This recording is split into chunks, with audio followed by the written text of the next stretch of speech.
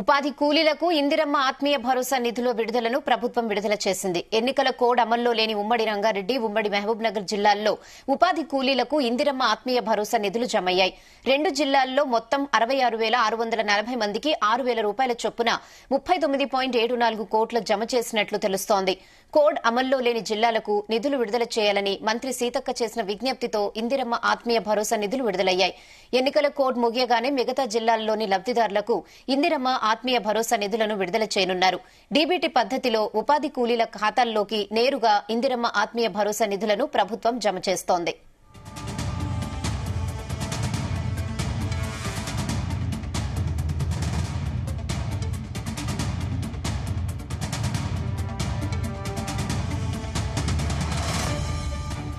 ఇదే విషయంపై మరిన్ని అప్డేట్స్ మా ప్రతినిధి శ్రీచరణ్ అందిస్తారు. శ్రీచరణ్. రెహానా, ఎప్పటి నుంచో ఎదురు చూస్తున్న ఉపాధి కూలీలకు ఇందిరమ్మ ఆత్మీయ భరోసా నిధులు ప్రభుత్వం విడుదల చేసింది. ఎన్నికల కోడ్ అమల్లో లేని ఉమ్మడి రంగారెడ్డితో పాటు ఉమ్మడి మహబూబ్ నగర్ జిల్లాలో ఉపాధి కూలీలకు ఇందిరమ్మ ఆత్మీయ భరోసా నిధులు జమ చేసింది. జనవరి 26వ తేదీ నుండి ఇందిరమ్మ ఆత్మీయ భరోసా ప్రారంభమైన విషయం తెలిసిందే. ప్రతి మండలంలో ఒక పైలట్ గ్రామంలో గ్రామ సభలు నిర్వహించి కూలీల ఖాతాలో నిధులు ప్రభుత్వం జమ చేస్తూ వస్తుంది. మొత్తం 18,180 మందికి 6,000 చొప్పున ప్రభుత్వం జమ చేసింది. తర్వాత మండలి ఎన్నికల నేపథ్యంలో ఎన్నికల కోడ్ ఇప్పుడు ప్రస్తుతం అమల్లో ఉన్నందున ప్రస్తుతం తాత్కాలికంగా కొన్ని చోట్ల నిలిచిపోయింది ఇందిరమ్మ ఆత్మీయ భరోసా. అయితే ఎన్నికల కోడ్ అమలులో లేని జిల్లాలకు నిధులు విడుదల చేయాలని ప్రభుత్వానికి మంత్రి సీతక్క విజ్ఞప్తి చేశారు.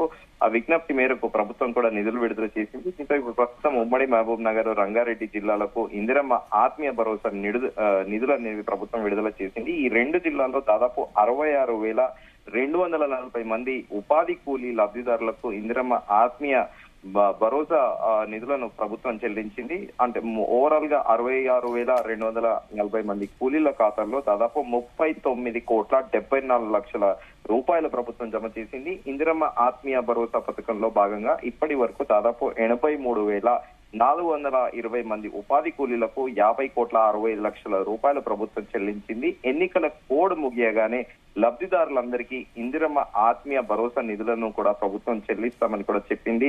అయితే రెక్కల కష్టాన్ని నమ్ముకున్న ఉపాధి కూలీలకు పెద్ద దిక్కుగా కూడా ప్రస్తుతం ప్రభుత్వం చేసిన నిధులు ఏవైతే ఉన్నాయో ఒక రకంగా అవి పెద్ద దిక్కనే చెప్పాలి. దేశంలోనే కాకుండా మరే రాష్ట్రంలో లేని విధంగా ఉపాధి కూలీలకు ఆర్థిక చేయూత కల్పిస్తూ కూడా ఈ ఇందిరమ్మ ఆత్మీయ భరోసాను తెలంగాణ ప్రభుత్వం ప్రవేశపెట్టిన విషయం తెలిసిందే. ఒక్కో సీజన్ కు 6,000 రూపాయల చొప్పున కూలీలకు భరోసా కల్పిస్తామని కూడా ప్రభుత్వం గతంలో పలుమార్లు చెప్పింది. దీంతో పాటు డీపీటీ పద్ధతిలో ఉపాధి కూలీల ఖాతాల్లోకి నేరుగా ఇందిరమ్మ ఆత్మీయ భరోసా నిధులను కూడా ప్రభుత్వం జమ చేస్తూ వస్తుంది. అయితే దీంతో పాటు ప్రత్యేకంగా మహిళలకు ఉపాధికి సంబంధించి కూడా ప్రత్యేక చొరవ తీసుకుంటున్నారు మంత్రి సీతక్క. 18 ఏళ్ల నుంచి 45 ఏళ్ల వయసు గల ప్రతి మహిళకు ఉపాధి కల్పనతో పాటు ప్రణాళిక జిల్లా కేంద్రాల్లో ఉన్న మహిళా ప్రాంగణాలను సద్వినియోగం చేసుకోవడం పైన కూడా మంత్రి ప్రత్యేకంగా కొద్ది రోజుల కిందట రివ్యూ నిర్వహించారు. మహిళా కార్పొరేషన్ డిస్ట్రిక్ట్ మేనేజర్ల నుంచి కూడా ఎలా జరుగుతోంది, ఫంక్షన్స్ ఎలా జరుగుతున్నాయి అనేది కూడా మంత్రి సీతక్క తెలుసుకున్నారు. జిల్లా కేంద్రాల్లో ఉన్న మహిళా ప్రాంగణాలకు నైపుణ్య శిక్షణ కేంద్రాలుగా మార్చాలని కూడా మంత్రి సీతక్క సూచించారు. ఒక్కో మహిళా ప్రాంగణాన్ని ఒక్కో రంగంలో శిక్షణ కోసము ఉపయోగించాలి అంటే స్కిల్ ఓరియంటెడ్ ప్రోగ్రామ్స్ ని గవర్నమెంట్ బాగా ఎంకరేజ్ చేస్తుందని చెప్పుకోవాలి. ఎందుకంటే స్కిల్ ఓరియంటెడ్ జాబ్స్ కి ఇప్పుడు దేశవ్యాప్తంగా కూడా చాలా డిమాండ్ ఉంది. మనం ప్రత్యేకంగా ఉదాహరణకి హైదరాబాద్ ని తీసుకుంటే మనము ఒక కాస్మోపాలిటన్ సిటీగా హైదరాబాద్ ఉంది ప్రస్తుతము.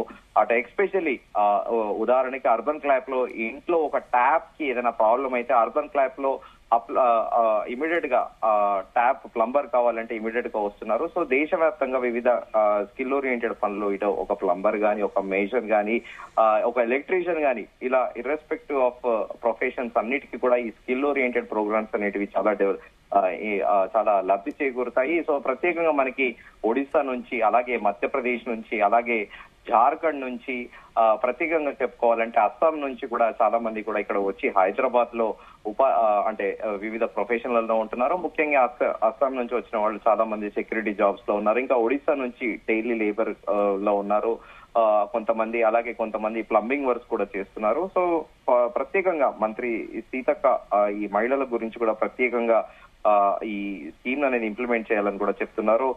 జిల్లా ప్రాంగణాలలో మహిళలకు ఆటో డ్రైవింగ్, కార్ డ్రైవింగ్ సెంటర్లు నెలకొల్పి ఉచితంగా కూడా శిక్షణ ఇస్తామని కూడా మంత్రి ప్రకటించారు.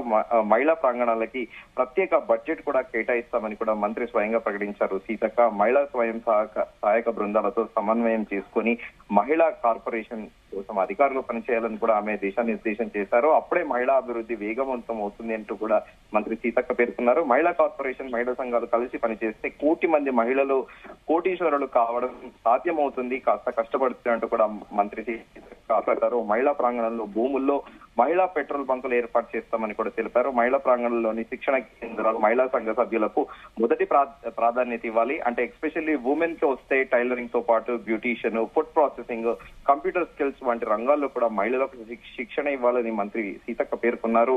అయితే మహిళా ప్రాంగణంలో శిక్షణ తీసుకున్న మహిళా సంఘాలకు ప్రభుత్వం ఉపాధి మార్గాలు కల్పిస్తుంది అంటూ కూడా మంత్రి సీతక్క భరోసా అయితే ఇచ్చిన పరిస్థితి అయితే నెలకొని ఉంది. రయానా. Okay Sricharan, thanks for the updates.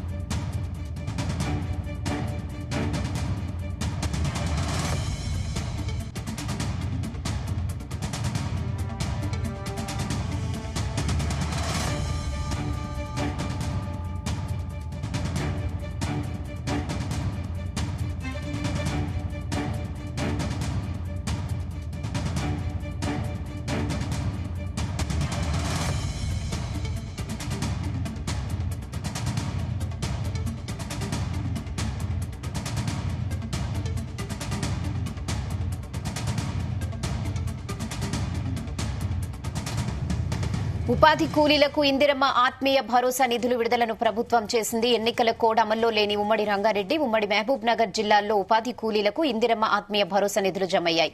2 జిల్లాల్లో మొత్తం 66,640 మందికి 6,000 రూపాయల చొప్పున 39.74 కోట్లు జమ చేసినట్లుగా తెలుస్తోంది. కోడ్ అమల్లో లేని జిల్లాలకు నిధులు విడుదల చేయాలని మంత్రి సీతక్క చేసిన విజ్ఞప్తితో ఇందిరమ్మ ఆత్మీయ భరోసా నిధులు విడుదలయ్యాయి. ఎన్నికల కోడ్ ముగియగానే మిగతా జిల్లాల్లోని లబ్దిదారులకు కూడా ఇందిరమ్మ ఆత్మీయ భరోసా నిధులను విడుదల చేయనున్నారు. డీబీటీ పద్దతిలో ఉపాధి కూలీల ఖాతాల్లోకి నేరుగా ఇందిరమ్మ ఆత్మీయ భరోసా నిధులను ప్రభుత్వం జమ చేయనుంది.